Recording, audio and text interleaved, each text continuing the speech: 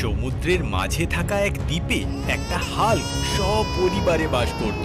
পরিবারে ছিল বলতে তার দুই ছেলে, গ্রিন হাল্ক ও রেড হাল্ক। বাবা হাল্ক খুবই স্নেহে আদর যত্নে তার ছেলেদের বড় করে। ছোট থেকেই দুটো বাচ্চাই ছিল অসীম ক্ষমতার অধিকারী। আকারে ছোট হলেও বড় বড় প্রাণীদেরও পর্যন্ত খুশি লাথি মেরে উড়িয়ে দিত। তাদের মধ্যে গ্রিন হাল্ক তুলনামূলকভাবে একটু শান্ত স্বভাবের হলেও রেড হাল্ক ছিল ভয়ঙ্কর রকমের রাগী। যে কারণে দুই ভাইয়ের মধ্যে ছোট ছোট কারণে লড়াই লেগেই থাকতো।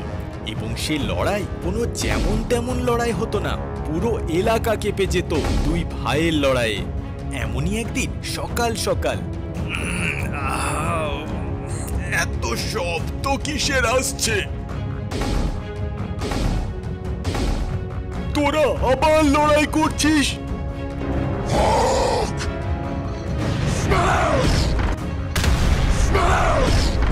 মন দিয়ে শোন, যাই হয়ে যাক না কেন দুই ভাইয়ের মধ্যে কখনো লড়াই করবি না।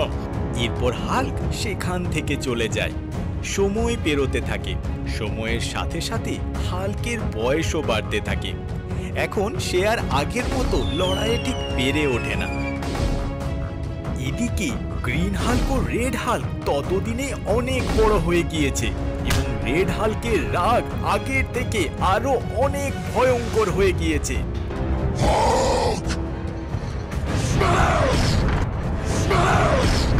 বাবা হাল্ককে বাঁচাতে এখন তার ছেলেদের প্রয়োজন পড়ে। কিন্তু যেমনই হোক, গ্রিন হাল্ক ও রেড হাল্ক দুজনেই তাদের বাবাকে ভীষণ ভালোবাসতো। এদিকে ওই শহরেরই এক চিড়িয়াখানা থেকে এক বিশাল আকার কিংকং সুযোগ বুঝে পালিয়ে যায়। বন্দি কিংকং মুক্তি পেয়ে সোজা শহরের দিকে রওনা দেয়। কিংকংয়ের পালানোর খবর পেয়ে চিড়িয়াখানার পুলিশ কর্মীরা সশস্ত্রে তার খোঁজে বেরিয়ে পড়ে। কিংকং বাইরে বেরিয়ে সামনে আসা সকলকে মারতে শুরু করে। কাউকে ঘুষি মেরে উড়িয়ে দেয় তো কাউকে লাথি মেরে। আশপাশের বাড়িঘর, যানবাহন সমস্ত কিছুকে তছনছ করতে করতে এগোতে থাকে। এদিকে ওই পুলিশের একটা টিম তার পথ রুখে দাঁড়ালে কিংকং রাগে তাদের সকলকে লাথি মেরে উড়িয়ে দিতে থাকে। যে যার এদিক ওদিক গিয়ে পড়ে। এরপর বেশ কিছু ফাইটার হেলিকপ্টার তাকে ধাওয়া করতে থাকে। তারা কিংকংকে আটকাতে অনবরত তার উপর গুলিবর্ষণ যেমন করতে থাকে, একই সাথে কিছু বোম ফেলতে থাকে। কিংকং তাদের প্রতিটি হামলা থেকে নিজেকে ঠিক বাঁচিয়ে নেয়। এক সময় সে ফাইটার হেলিকপ্টারগুলোকে এমন ঘুষি মারে যে সেটি সামনের এক বিশাল আকার বিল্ডিং এ সোজা গিয়ে ধাক্কা খায়, ব্লাস্ট হয়ে গুঁড়ো হয়ে যায়। এরপরও পুলিশ কর্মীরা হার মানে না। তারা আর্মিকে ডেকে পাঠায় এবং কিংকংকে সামনে পিছনে ঘিরে ফেলে। কিংকং অনবরত গুলি বোমার প্রহার সহ্য করতে না পেরে ভয়ে নিজেকে প্রাণে বাঁচাতে সমুদ্রের দিকে চলে যেতে থাকে। এরপরই সে সোজা সমুদ্রে ঢুকে যায়। দুটো ফাইটার হেলিকপ্টার তাকে পিছু করতে থাকে। সে সাঁতরে জল থেকে বেরিয়ে সোজা হাল্কের দ্বীপে উঠে যায়। ফাইটার হেলিকপ্টার দুটো তাকে আবারও দেখতে পেয়ে ওই দ্বীপের ওপর অনবরত গুলি ও বোমা বর্ষাতে শুরু করে।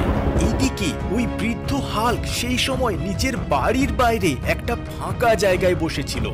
হঠাৎ গুলি ও বোমার শব্দে সে উঠে দাঁড়ায় এবং সামনে এক বিশাল কিংকংকে তার দিকে এগিয়ে আসতে দেখে। কিংকংকে সামনে দেখে সে ভীষণ রেগে যায় এবং নিজেকে বাঁচাতে তাকে হামলা করতে যায়। কিন্তু কিংকং সেই সময় এতই রাগে ও ভয়ে ক্ষিপ্র ছিল যে সে সোজা বৃদ্ধ হাল্ককে এক জোরালো লাথি মারে। বৃদ্ধ হাল্ক সোজা দূরের একটা বড় গাছে গিয়ে ধাক্কা খায়। আর ঠিক সেই সময়ই ওপর থেকে ফাইটার হেলিকপ্টারের ফেলা একটা বোমা তার ওপর এসে পড়ে এবং বৃদ্ধ হাল্ক সেখানেই মারা যায়। এদিকে কিংকং নিজেকে বাঁচাতে ততক্ষণে ওই দ্বীপের এক অন্ধকার গুহায় গিয়ে আশ্রয় নেয়। ফাইটার হেলিকপ্টারগুলো মনে করে যে কিংকং মারা গেছে, তাই তারা আবার শহরের দিকে ফিরে যায়। এদিকে গ্রিন হাল্ক ও রেড হাল্ক নিজেদের বাড়ি ফিরতে ফিরতে আকাশে এক জোরালো শব্দ শুনতে পেয়ে তাকালে তারা ওই ফাইটার হেলিকপ্টারদের দেখতে পায়। তারা তাদের পরোয়া না করে নিজের বাড়ির দিকে রওনা দেয়। ফিরে এসে তারা দেখে যে তাদের বাবা মারা গেছে এবং আশেপাশে বোমার চিহ্ন পড়ে রয়েছে। রেড হাল্ক তার বাবার মৃত্যুর কারণে ভীষণ রকম রেগে যায়।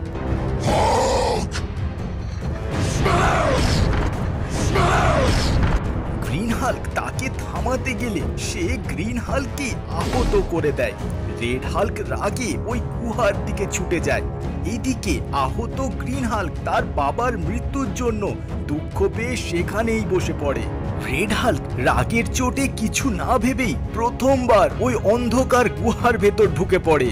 সেখানে প্রথমবার সে কিংকংকে দেখেই হামলা করতে যায়, কিন্তু কিংকং রাগে গর্জে ওঠে এবং চালাকি করে রেড হাল্ককে জানায় যে দুটো ফাইটার হেলিকপ্টার তাদের দ্বীপে হামলা করে তাদের বাবাকে মেরে ফেলেছে। এসব শুনে রেড হাল্ক আরো রেগে যায় এবং তার বাবার মৃত্যুর বদলা নিতে সোজা শহরের দিকে রওনা দেয়। এদিকে গ্রিন হাল্ক তার ভাই রেড হাল্ককে ফিরতে না দেখে খুবই চিন্তায় পড়ে যায়। সে রেড হাল্ককে খুঁজতে দ্বীপের চারপাশ তন্ন তন্ন করে খুঁজতে থাকে। শেষমেশ সেও ওই গুহায় ঢুকে যায়। ভেতরে ওই কিংকংকে দেখতে পেয়ে সেও তাকে হামলা করতে গেলে কিংকংও তাকে পাল্টা হামলা করে এবং তাকে রেড হাল্কের মতোই সবকিছু মিথ্যে জানায়। গ্রিন হাল্ক রেড হাল্ককে খুঁজতে ও তাকে থামাতে শহরের দিকে বেরিয়ে পড়ে। এদিকে রেড হাল্ক শহরে প্রবেশ করে তার রাগের তাণ্ডব শুরু করে দেয় এবং পথে আসা সবকিছু নষ্ট করতে থাকে। এত বড় অদ্ভুত জীবকে দেখে পথে থাকা লোকজনেরা ভয়ে এদিক ওদিক পালাতে শুরু করে। এদিকে শহরবাসীর একজন পুলিশদের ফোন করে খবর দিলে পুলিশের দল এবার রেড হাল্ককে আটকাতে পথে নামে। রেড হাল্ক তাদের দেখে আরো রেগে যায় এবং শুধু ওই ফাইটার হেলিকপ্টারগুলোর খোঁজ করতে থাকে। ততক্ষণে ওই দুই ফাইটার হেলিকপ্টারও সেখানে রেড হাল্ককে থামাতে চলে এলে রেড হাল্ক ওদের দেখে পাগলের মতো হয়ে যায়। সে তার একটিকে জোরালো ঘুষি মেরে উড়িয়ে দেয়। ফাইটার হেলিকপ্টার কোনো রকমে নিজেকে সামলে নেয়। এদিকে গ্রিন হাল্ক ততক্ষণে রেড হাল্ককে খুঁজতে খুঁজতে সেখানে এসে পৌঁছয়। সে রেড হাল্ককে দেখতে পেয়ে চিৎকার করতে থাকে, ভাই থেমে যা এক্ষুনি। না, আমি আজ ওদের শেষ করেই ছাড়বো। এই বলে রেড হাল্ক আবারও ওই হেলিকপ্টারগুলোকে হামলা করতে গেলে গ্রিন হাল্ক তার সামনে চলে আসে। রেড হাল্ক রাগে গর্জে ওঠে, সরে যা ভাই, ওরা আমার বাবাকে মেরেছে। না ভাই না, তুইও ওই একই ভুল করিস না। হাল্ক ভাইদের কথা শুনে ফাইটার হেলিকপ্টারের টিম ও পুলিশের দল তাদের ঘিরে ফেলে এবং তাদের সবকিছু খুলে জানায়।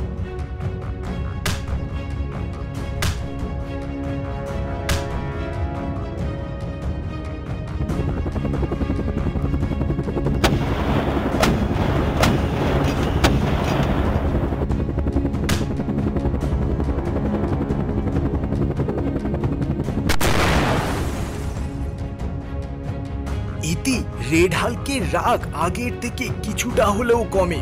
এরপর তারা আসল সত্যিটা শুনে সোজা নিজের দ্বীপের দিকে রওনা দেয়। এইদিকে কিংকং সেই দ্বীপে আনন্দে বুক চাপড়াতেই থাকে। এমন সময় গ্রিন হাল্ক ও রেড হাল্ক কিংকং এর ওপর হামলে পড়ে।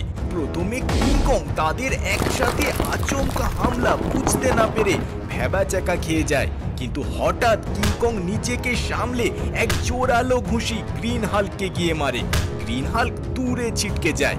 এটা দেখে রেড হাল্কের রাগ দ্বিগুণ হয়ে যায়। সে সোজা কিংকংকে তুলে সামনের একটা গাছের দিকে ছুঁড়ে দেয়। কিংকং উঠে দাঁড়ায়। এরপর কিংকং রেড হাল্ককে খুব জোরে লাথি মারে। রেড হাল্কও পাল্টা মার দেয়। দুজনের মধ্যে লড়াইয়ে আচমকা রেড হাল্ক হারতে শুরু করে। তাকে দুর্বল হতে দেখে কিংকং হঠাৎই রেড হাল্ককে এমন জোরে মারে যে রেড হাল্ক আর উঠতে পারে না। এরপর কিংকং তাকে নিজের পায়ে পিষতেই যাবে, তখনই উল্টো দিকে গ্রিন হাল্ক উঠে আসে এবং সজোরে কিংকং এর পিঠে ঘুষি মারে। কিংকং নিজেকে সামলাতে না পেরে সামনের দিকে পড়ে যায়। কিংকং গ্রিন হাল্কের রাগ বুঝতে পেরে প্রাণপণে পালাতে যায়, কিন্তু গ্রিন হাল্ক তার পথ আটকায় এবং নিজের হাতের জোরালো ঘুষি দিয়ে কিংকং এর মাথা তার ধড় থেকে আলাদা করে দেয়। এরপর গ্রিন হাল্ক তার ভাই রেড হাল্কের কাছে গিয়ে তাকে ডাকতে থাকলে রেড হাল্কের জ্ঞান ফিরে আসে। এরপরই দুই ভাই মিলে তাদের বাড়ির পথে রওনা দেয় এবং কিংকংয়ের নিথর দেহ তাদের বিজয়ের সাক্ষী হয়ে সেখানেই পড়ে থাকে।